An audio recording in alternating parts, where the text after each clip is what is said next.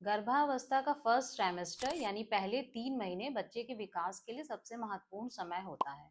इसी दौरान बच्चे के अधिकांश अंग, विशेष रूप से ब्रेन डेवलपमेंट यानी मस्तिष्क के विकास की शुरुआत होती है। इसलिए इस समय माँ के खान पान और न्यूट्रिशन का सीधा प्रभाव बच्चे के विकास पर पड़ता है।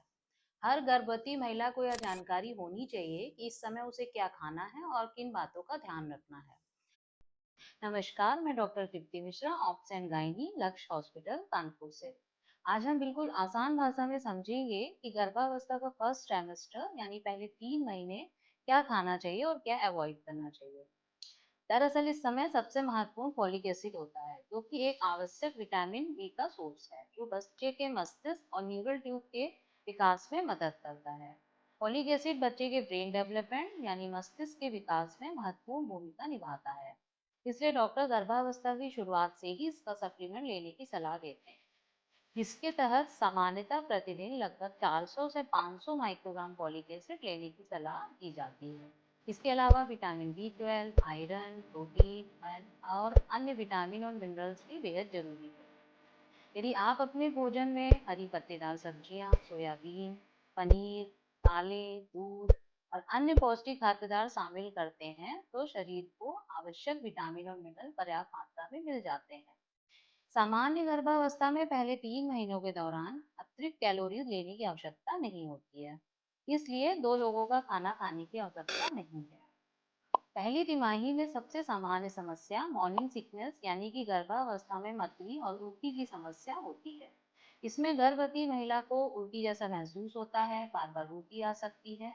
हालांकि इसे मॉर्निंग सिकनेस कहा जाता है, लेकिन यह केवल सुबह ही नहीं बल्कि दोपहर, शाम या पूरे दिन भी हो सकती है। यह समस्या सामान्यतः गर्भावस्था के लगभग 6 सप्ताह बाद शुरू होती है और अधिकतर महिलाओं में 12 से 14 सप्ताह तक धीरे धीरे कम होता है। मॉर्निंग सिकनेस को कम करने का सबसे आसान तरीका ये है कि आप हर 2-3 घंटे में थोड़ा थोड़ा भोजन करें। लंबे समय तक खाली पेट ना रहें। सुबह उठते ही कुछ ड्राई फ्रूट जैसे भुने हुए चने, मुरमुरे, चिप्स या टोस्ट खा सकते हैं। इसके अलावा दही चावल, हल्का भोजन तथा कम मात्रा में बार बार खाना उल्टी की समस्या को कम करने में मदद करता है। इस दौरान बहुत अधिक मसालेदार, तैली और चटपटा भोजन नहीं करना चाहिए। गर्भावस्था के दौरान ऐसा कोई भी भोजन नहीं खाना चाहिए जो अच्छी तरह से पका हुआ ना हो, क्योंकि पका भोजन खाने से इन्फेक्शन होने का खतरा बढ़ जाता है। इस दौरान फल और सब्जियों को अच्छी तरह धोकर ही खाना चाहिए। कच्चा मांस, पके अंडे, बिना उबला दूध या उससे बनी चीजों से बचना चाहिए और प्रोसेस फूड और बाहर का अस्वच्छ भोजन कम से कम खाना चाहिए। यदि बाहर खाना खाएं तो केवल अच्छी तरह से पका हुआ और साफ सफाई वाली जगह का ही भोजन। इसके अलावा कच्चा पपीता खाने से भी बचना चाहिए। सुबह उठने के बाद सबसे पहले कुछ हल्का ड्राई फ्रूट लें। इसके बाद थोड़ा समय देकर दूध, कुछ नट्स यानी मेवे या हल्का नाश्ता कर सकते हैं। नाश्ते में पौष्टिक भोजन लें और दोपहर के भोजन में रोटी, दाल, हरी सब्जियां, दही और पर्याप्त मात्रा में प्रोटीन युक्त भोजन शामिल करें। दिन भर पर्याप्त पानी पीते रहें और अपने शरीर में पानी की पर्याप्त मात्रा बनाए रखें। गर्भावस्था में नारियल पानी, नींबू पानी, अनार का रस, आम पन्ना जैसी चीजें ले सकते हैं।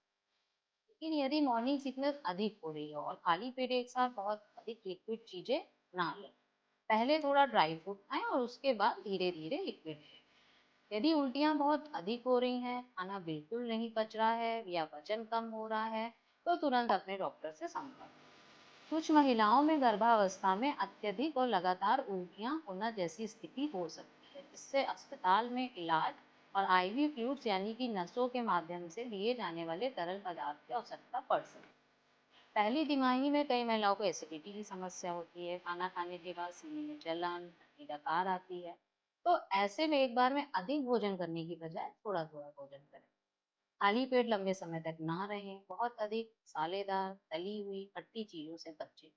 भोजन करने के तुरंत बाद लेटने की बजाय 10-15 मिनट तक टहलें। गर्भावस्था के पहले 3 महीने बच्चे के संपूर्ण विकास की नींव रखते हैं। इस दौरान संतुलित आहार, पर्याप्त folic acid, iron, vitamin B12, protein, पानी, साफ सफाई और नियमित डॉक्टर की सलाह का पालन करना अत्यंत आवश्यक है। यदि उल्टी, वजन कम होना, अत्यधिक कमजोरी या कोई असामान्य लक्षण दिखाई दे तो स्वयं इलाज करने के बजाय तुरंत अपने गायनेकोलॉजिस्ट से संपर्क करें। आज के इस वीडियो में बस इतना ही। उम्मीद है कि ये जानकारी आपको पसंद आई होगी। अगर आपके इससे जुड़े कोई भी सवाल हैं तो आप हमें कमेंट सेक्शन में बता सकते हैं। मैं डॉक्टर चिप्टी मिश्रा, मिलते हैं अगले वीडियो में। तब तक के लिए जुड़े रहिए लक्ष्य हॉस्पिटल का।